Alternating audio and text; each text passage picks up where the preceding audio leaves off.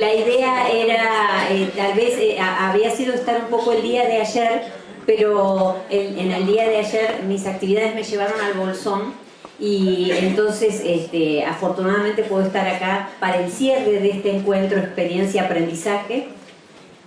Es verdaderamente un gusto que estemos juntos tantas personas para poder trabajar en nuestra propia formación, en nuestra formación permanente, en nuestra formación continua. Cuando Mercedes Miguel me presentó el proyecto, cómo era experiencia-aprendizaje, me pareció que era muy buena idea que se pudiera hacer en nuestra provincia. Bariloche siempre tiene dentro de nuestra provincia el privilegio de tener muchos espacios posibles para un encuentro de estas características y con tantas personas. No ocurre esto en todas las ciudades de la provincia. Entonces para nosotros es un gusto enorme estar en Bariloche, estar participando de experiencia-aprendizaje. Y me gustaba una de las cosas que se proponía como eje para pensar experiencia-aprendizaje, que es ponernos a los docentes en el lugar de quien aprende. Tener que estar nosotros en el lugar de quien aprende. Nosotros que nos toca cotidianamente la enseñanza, poder estar en un momento del día, en un momento de nuestra trayectoria en el lugar de quien aprende.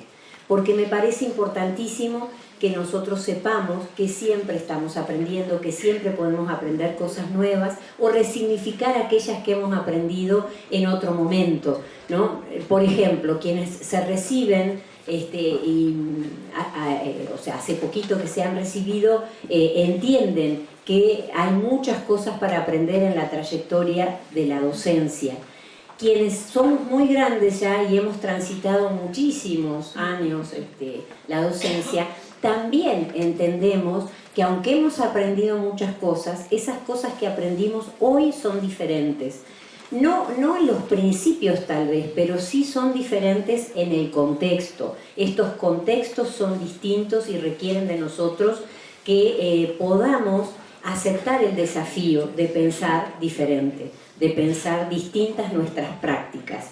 La verdad que le comentaba a Mercedes Jara, la directora de nivel superior, le comentaba que ayer estuve recorriendo escuelas en la zona del Bolsón y escuelas primarias, y verdaderamente el desafío es pensar que estos niños de hoy son un poco diferentes que lo que eran los niños hace un tiempo atrás, pero que el hecho de estar en el aula, el hecho de ver lo que aprenden, cómo aprenden, el entusiasmo que tienen cuando son tan chiquitos, el entusiasmo que tienen para aprender cosas nuevas, el deseo de saber lo que saben los grandes, el deseo de saber leer como saben todos para poder estar en el mundo atentos a lo que hay que leer, el deseo de saber las cuentas.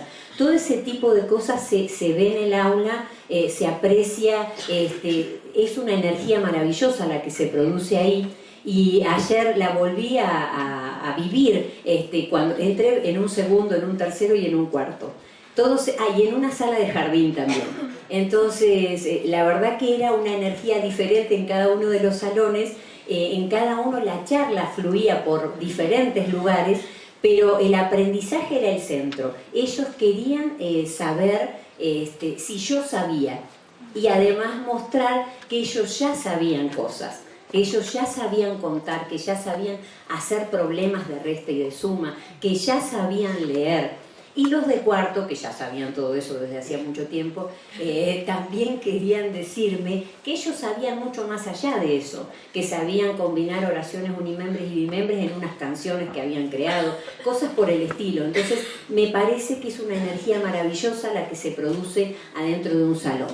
Cuando llegamos al secundario, que para nosotros en Río Negro es el gran tema de política educativa, para la provincia de Río Negro, con acompañamiento específico de Mercedes Miguel, que nos ha apoyado muchísimo en esto, cuando llegamos a la secundaria es nuestro tema.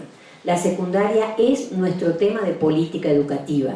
Queremos que ese entusiasmo, que ese amor, que ese deseo de aprender esté también en las aulas de la escuela secundaria. Queremos que ese deseo de aprender no se pierda nunca, pero hay otro deseo que en el aula tiene que estar presente y que es más difícil, o por lo menos es lo que a mí me había pasado, que es el deseo de enseñar.